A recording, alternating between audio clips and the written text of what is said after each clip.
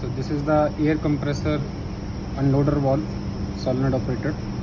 This is the inlet and this is the outlet. Okay, so if you see in inlet, one filter is given. Okay, so there from here the air is going up, and if you can see from outlet there is also one hole inside it. This is the drainage.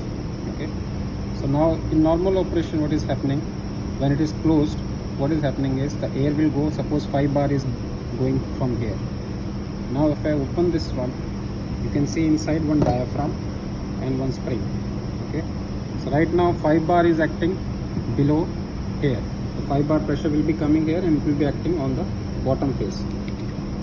Now in order to keep it closed, the 5 bar pressure should also act on top. So what is happening, the air will go from here, it will come out from this hole. There is a o-ring over here, it will go inside this hole over here.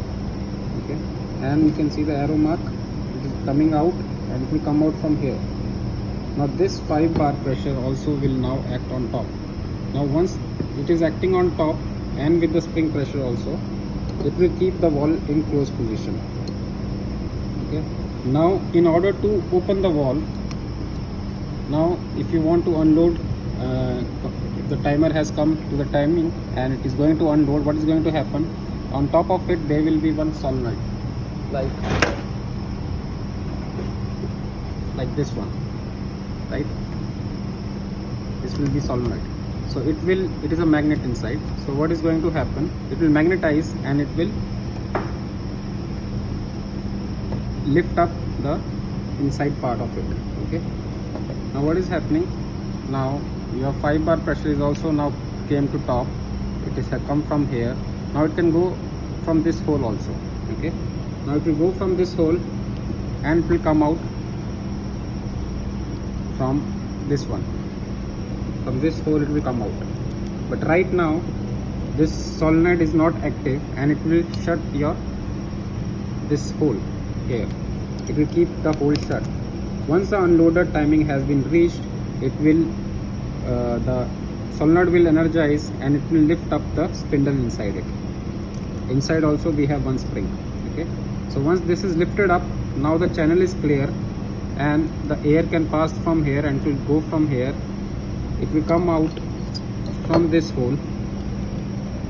It will come out from this hole, go here, and it will drain out from the hole inside it. Okay, now once it is drained, that means pressure here on top will be zero. There will be no pressure acting, at least the air pressure will not be there. Now because of the difference in the pressure in the bottom, which is acting 5 bar, and on the top there is no pressure, it will lift up. Once it is lifted up, the air can come from here, it will go here and it will drain out. Whatever water content or whatever it is, it will drain out from here.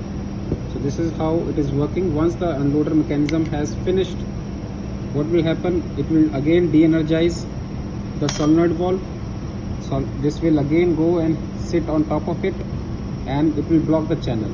So now the air will not drain because this air is continuously coming here. Okay, so once the solenoid has de-energized, what will happen, it will keep 5 bar pressure now again back on top. Now 5 bar pressure acting bottom and 5 bar acting on top, so it will keep shut until the next cycle of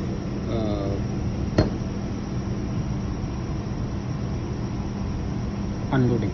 Okay, so this is how it is working.